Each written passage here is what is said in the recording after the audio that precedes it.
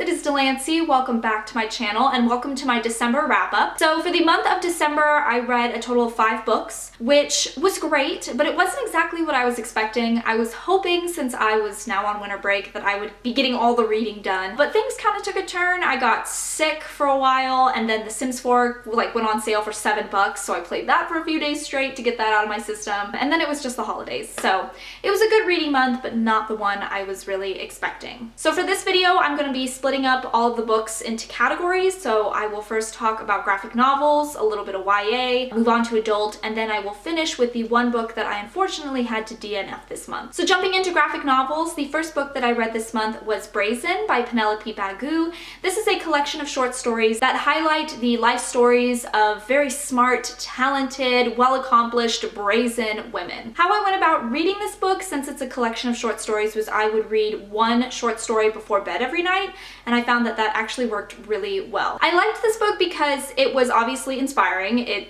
is bursting with girl power, but it's also very educational, and I was learning about little chunks and pieces of history that I had no idea about that were absolutely fascinating, that I feel like kind of fall through the cracks of the broad strokes of the history that we learn about in school. To top it all off, I think the artwork is gorgeous and the writing is very fun and witty.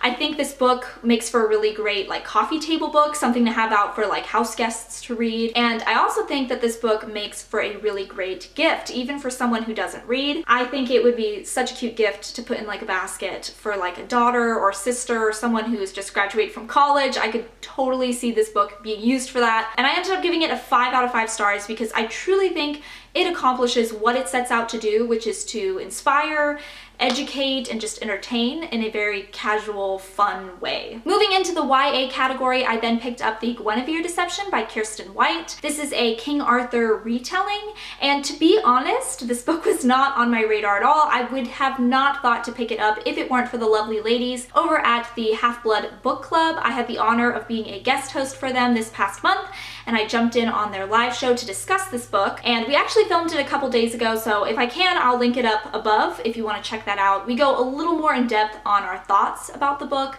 especially if you've read it. I think maybe you'll really appreciate the live show. I ended up really liking this book. It surprised me in a lot of ways. I think it's a really great balance between the classic Arthurian lore that we know, as well as a bunch of twists and kind of accents that the author adds to this retelling. I will say, as a side note, if you do pick up a retelling, I think it is really helpful to read the summary of the original story beforehand.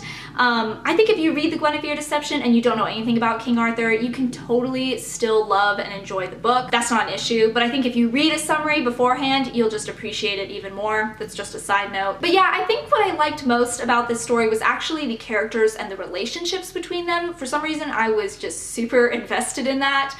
I think this book depicts a really great female-female friendship between Guinevere and her maid Brangian. I absolutely loved reading about them. And there is a second book coming out soon, apparently in 2020. I don't know the title or the exact release date. And I definitely plan on picking it up. And I'm hoping that in the second book we can see an expansion of those relationships and really build on some characters. Particularly, as I said in the live show, I'm hoping to see some growth on Arthur's other knights, also Merlin. I would love to learn more about him. And then additionally, I'm really hoping to see an expansion as well as just more explanation of the magic system that is used in this story. That is the one thing I really struggled with, and the one thing that really set me off and prevented me from giving this book a 5 out of 5 stars was I just felt like the magic system was a little too soft for my liking. I was a little confused about the limitations and the rules. I mean, maybe that's just because I've been reading Brandon Sanderson recently, but that just kind of stuck out to me and kind of bothered me a little bit. So like I said, I gave it a 4 out of 5 stars, but overall, I really enjoyed the book. And what's really great about the experience too is that it opened my eyes to a new author that I had never read from before. And I asked the girls on the live show if they had any book recommendations from Kiersten White that I could read after this. And a lot of them recommended The Dark Descent of Elizabeth Frankenstein, which just so happened to be immediately available at my local library. So I picked that up right away and I just started reading this last night and I've really enjoyed it. This is a retelling of Frankenstein, which is just a cool experience. It's fun to find new authors. Now jumping into the adult category, I then listened to the audiobook for The Incendiaries by R.O. Kwon. This is a short book, so I was able to listen to it in its entirety during a road trip. This is the story of a university student who falls head over heels in love with a girl, and over the course of the book, he is slowly losing her to a cult, which is rooted in North Korea and is heavily involved in domestic terrorism. I think this book really shines in the third act. It really picks up towards the end. It's very intriguing, very interesting, and it's very reminiscent of a thriller, but I really struggled in the beginning. I struggled to connect with the characters, and to be honest, I feel like throughout the entirety of this novel, I never really connected with anyone. And then on top of that, what really just bothered me the most was that it was a little too flowery and descriptive for my own taste. I felt like it was purple prose a lot of the time, and if anything, this experience taught me that with books that are very descriptive and flowery, it is really hard for me personally to listen to an audiobook. I just get so confused and lost, and it totally detracts from the plot, which I feel like is the strong point of this novel. It's such a fascinating concept, and I feel like if I wasn't locked in a car and having to listen to this audiobook, I possibly could have DNF'd it from the beginning. I'm glad I stuck it out though, because the ending does have redeeming qualities. It does get really good at the end, but I don't know, it's like a mixed bag of feelings. So I unfortunately had to give it a 3 out of 5 stars, but it really leans more so towards like a 2.5 out of 5 stars. It just kind of wasn't for me. Moving on to the second book in the adult category, I then picked up Brandon Sanderson's The Final Empire. This is the first book in the Mistborn trilogy. If you've been watching my channel for a little bit, you know that this has been a highly anticipated read for me. I went out and bought the trilogy ahead of time, and I've just been waiting until winter break when I had some time to really sit down and really enjoy the story.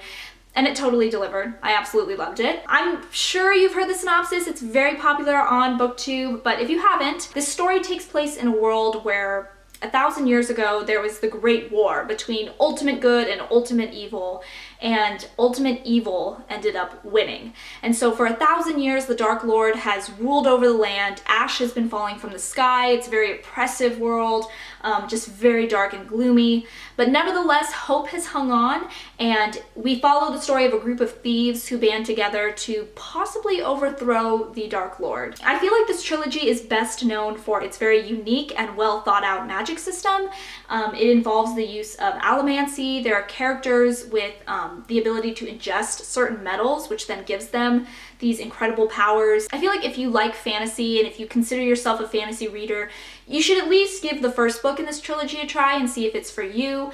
I get the hype. I get why people really like this. I will say though, the size and the length of these books are intimidating.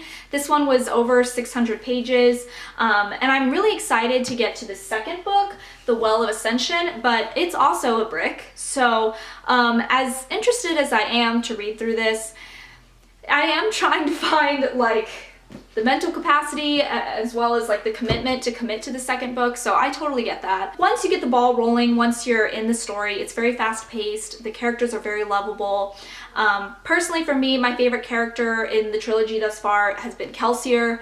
I love him, and I can only hope that one day we see these books adapted to the big screen. I feel like it's going to cost a lot of money to adapt these books, but I feel like it could be totally enjoyable. So really great read, gave it 5 out of 5 stars, and it is definitely on my favorites shelf. And finally, the last book that I at least attempted to read this month, but unfortunately had to DNF, was You Better Not Cry by Augustin Burroughs. This is a collection of short stories that all center around Christmas time.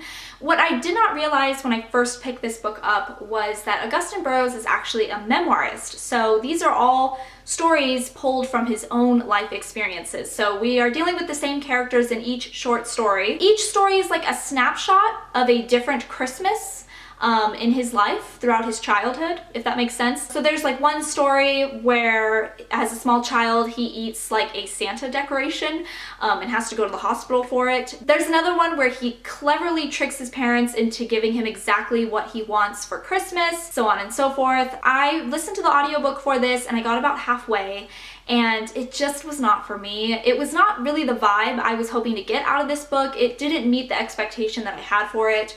I felt like some of the stories, they just kind of were boring to me, and the vibe was kind of weird, and I was really just looking for something jolly and light and high-spirited, so it just wasn't for me. So I got about halfway, and I unfortunately had to DNF it, but I will say, upon research after DNFing it, I learned that Gustin Burroughs is a really successful memoirist, so if you are somebody who is interested in memoirs, in a collection of short stories, things like that, he's apparently a really successful, really great and talented author, so he might be worth checking out if that interests you. Alright you guys, that is going to do it for my December wrap-up. Let me know down below how many books you read in the month of December. Were there any favorites? Were there any books you had to DNF? I would love to hear about it. That is going to do it for me, and I will catch you guys in the next one. Bye!